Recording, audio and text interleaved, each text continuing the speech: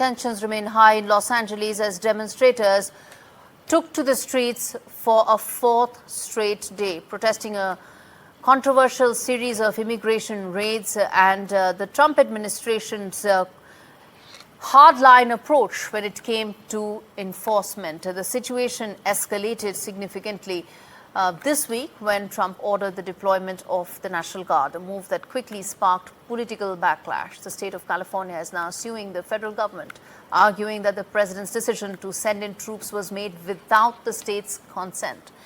Adding fuel to fire, a senior White House advisor publicly suggested the possibility of arresting state officials, including the governor, over the protests. Now, Trump has since expressed support for those remarks, intensifying an already heated clash between federal and state leadership.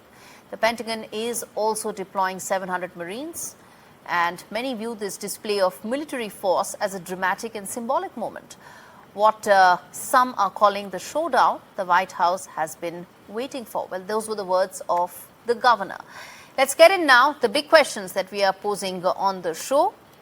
First up, is this the new normal as far as the Trump administration is concerned in dealing with the illegal immigration issue?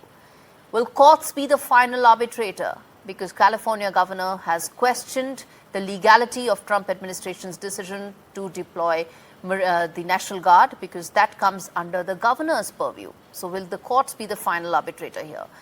And lastly, is this now a state versus federal government issue? Is this now what it's turning out to be, a state versus federal government issue, which is where the buck really needs to now be decided? Also comes in a year ahead of the midterm polls, which is what Trump administration would be eyeing. Glenn Carle as well as Ray Locker joins me more on this.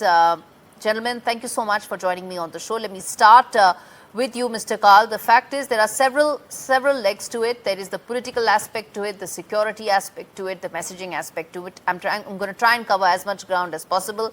But Mr. Carle, where do you stand on those very dramatic visuals that came in of a first world country looking every bit third world? Well, America is not a stranger to demonstrations and sometimes violent ones. So from that extremely narrow perspective, I'm not especially alarmed. But this is, I think, a far more alarming situation for the country, for the United States, for American democracy, than even those who are concerned about the issue and focused on it understand. Immigration is the proximate issue, and it's an important one. And I agree with how you framed this, that the Trump administration is setting this up to be able to carry out its deportation policies related to illegal immigrants. But the issue is really much larger, and as you noted, the issue between state authority and federal, Washington authority, is fundamental to how American democracy functions. And the Trump administration has been setting this up quite clearly to carry out its policies that are called the unitary theory of executive power, which really undermines the foundations of American democracy. So this is an historical significant issue, and the states can appeal to the courts, but the federal government is pushing to control the power, and that is a critical issue.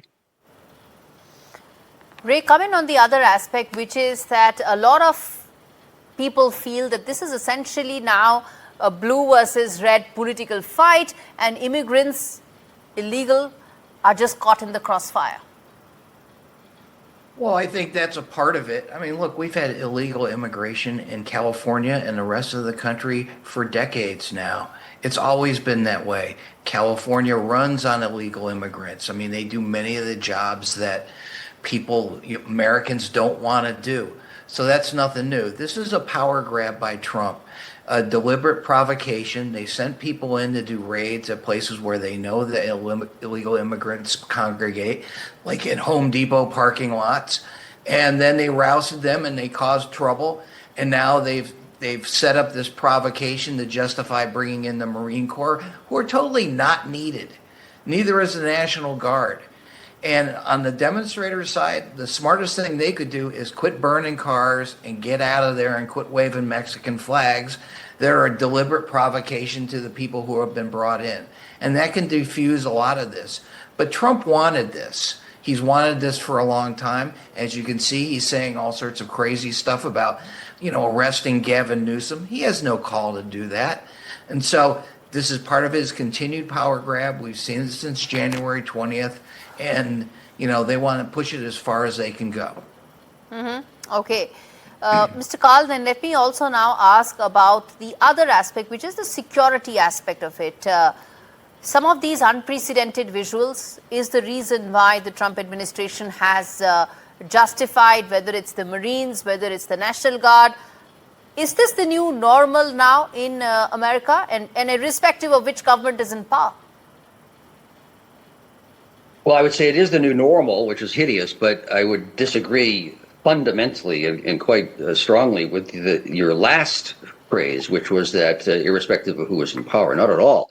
This is all directly linked to Donald Trump and now the Republican Party. And that is not a partisan statement. That is simply an objective summary of what has happened, in fact, for the past decade, frankly, for the past 40 years, but especially during the Trump era, which from 2015 on, let's say.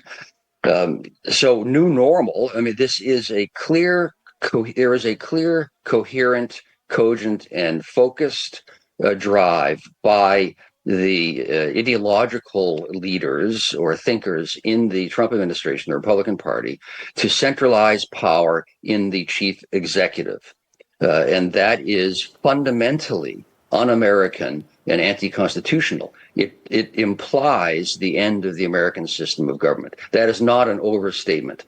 If you can ignore clear laws of historical duration concerning the use of military force against American citizens, then you really have cast aside the Constitution and centralized power in the White House, which is the explicit objective of this administration. And it's in Project 2025. It has been stated. I struggled against this just as one among many federal officials 20 years ago under the Bush administration. The theory of unitary executive power is the explicit objective. This is part of it. Immigration is important, but is actually a tool to a much larger enterprise and one that is, frankly, revolutionary and quite dangerous. I'm going to leave it there because it seems there are two Democrats on the show, and I don't want to be the Republican on the show, but it's unfair if we do not have the other view as well, which is the Republican view on this, those who are supporting Trump. Because at the end of the day, a discussion needs to reflect the other side as well. I'm going to leave it there. Glenn Carle and Ray Locker joining me on the show. Well, bottom line, viewers, at the end is unprecedented visuals that came in Los Angeles had three clear messages. One, a very strong political undertone, which was that the new normal in America is here, which is that protests will be clamped down the way one saw, whether it is the deployment of the National Guard or the deployment of the Marines. The second very clear message was that illegal immigration is an issue that is at the heart of the administration, and Trump will continue following it and pursuing it till the very end of his administration, or till he feels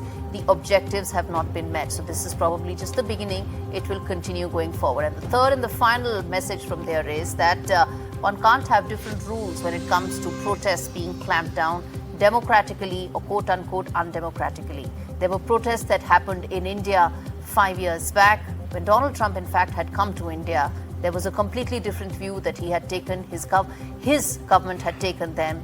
And now there's a completely different view that's being taken by his administration. You want to clamp down on protests? Let that be the new normal everywhere around the world, not just when it suits you.